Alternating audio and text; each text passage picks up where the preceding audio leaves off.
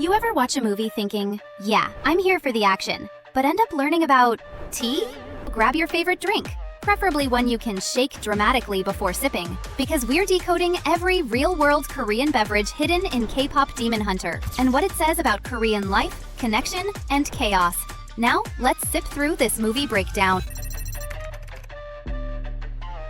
Now we enter the green bottle era. If you blinked during that airplane scene, you might have missed it. A few iconic green soju bottles casually sitting in the background like silent witnesses to emotional chaos. And in Korea, that green bottle? It's practically a cultural landmark. Soju is the national drink. Cheap, smooth, and somehow both your best friend and worst decision. It's the drink that starts friendships, ends arguments, and fuels late-night karaoke sessions that you'll deny ever happened. But more than that, it's storytelling fuel. Every pour of soju says, we're sharing this moment. You drink it to celebrate, to vent, to confess feelings, or to quietly process heartbreak. And of course, there's etiquette. When someone older pours your drink, you accept it with both hands. You never pour your own. That's a no-go. And when you drink, you turn slightly away and cover your mouth. It's respect, humility, and tradition wrapped into one shot. And fun fact, soju's evolving too. Now you've got flavors like peach, green grape, even yogurt. Proof that Korea's oldest drinking ritual still knows how to keep up with Gen Z's sweet tooth.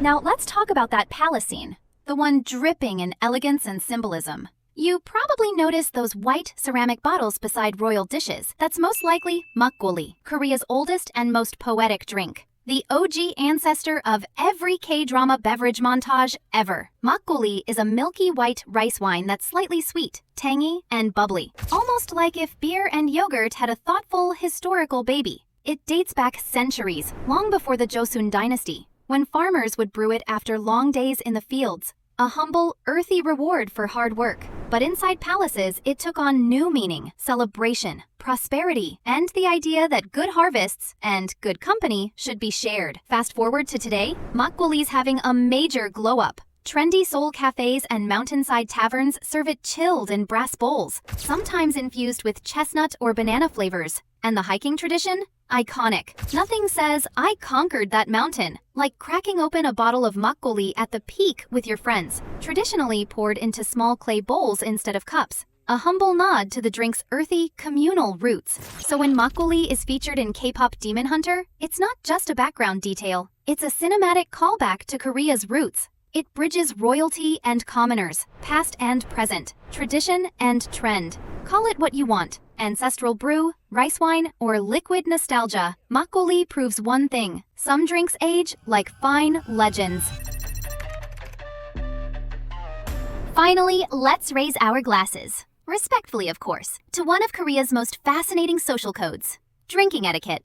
It might seem like a minor thing, but in Korea, how you drink matters almost as much as what you drink. Every gesture, every pour, every glance across the table carries meaning. Drinking isn't just about fun. It's about respect, unity, and emotional honesty. Here's the crash course in Korean drinking manners.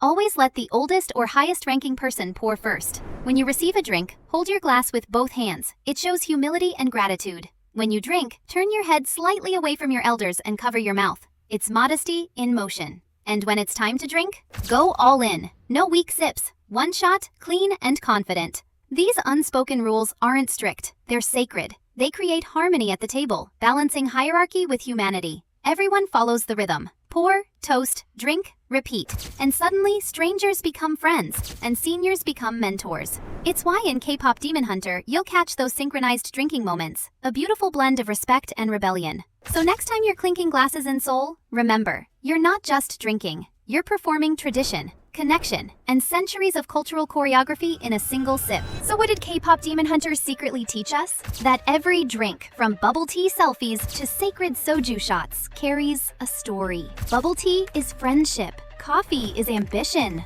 Tea is comfort. Soju is connection. Makgeolli is history. And together, they're the flavor profile of modern Korea. Sweet, bitter, ancient, and alive.